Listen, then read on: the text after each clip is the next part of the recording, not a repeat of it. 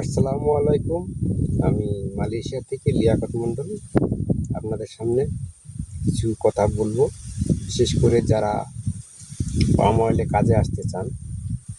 2026 সালের জানুয়ারি মাস পড়ে গেছে, ফেব্রুয়ারি মাস আসতে গেল। তো ফেব্রুয়ারি মার্চের দিকে আপনাদেরকে ভিসা দেওয়া হবে।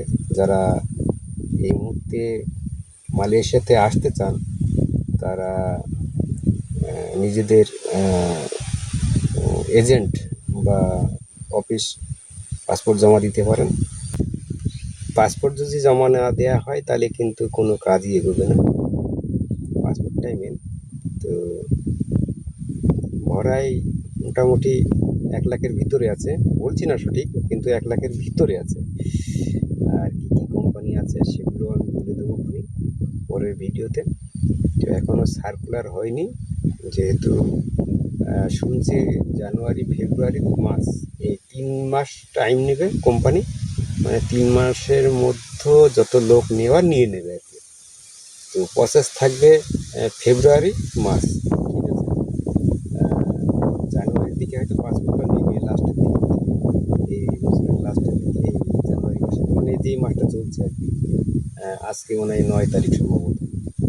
তো যারা আসতে ইচ্ছুক তারা পাসপোর্ট এজেন্ট কিংবা অফিসে জমা দিতে পারবেন। না দিলে কোনো কাজ হবে না। আর ওরাইটা আর একবার বলে দিচ্ছি, 1,00,000-এর ভিতরে থাকবে।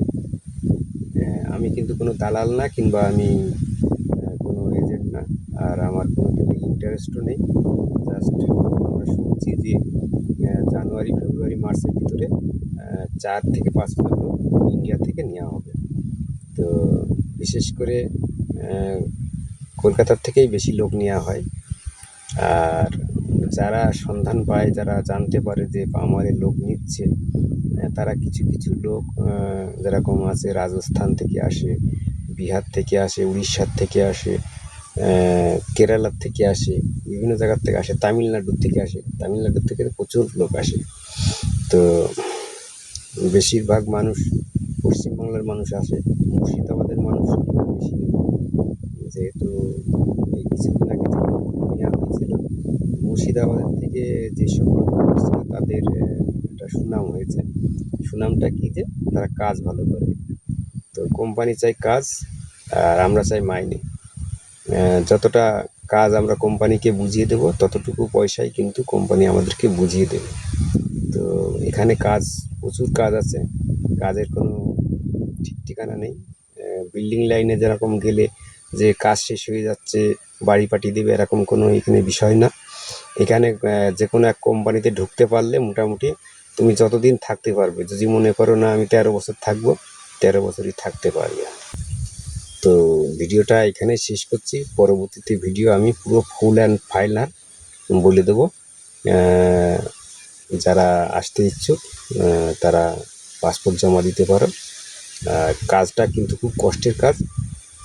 যারা জানে না তারা এই বিষয়ে যারা না জেনে পাসপোর্ট দিচ্ছে, আশা করছি আমার এই ভিডিও কাজে লাগবে তাদেরকে। আমি পরবর্তীতে অনেক ভিডিও দেবো যে কাজ কীভাবে করতে হয়, কতটা কষ্টের কাজ, প্রচুর ভিডিও পাওয়া যাবে। আর আমার ভিডিও দেখলেই বুঝতে পারবে যে এই পাম বাগানে কাজ করতে হবে। ভিডিওটা এখানে শেষ করব।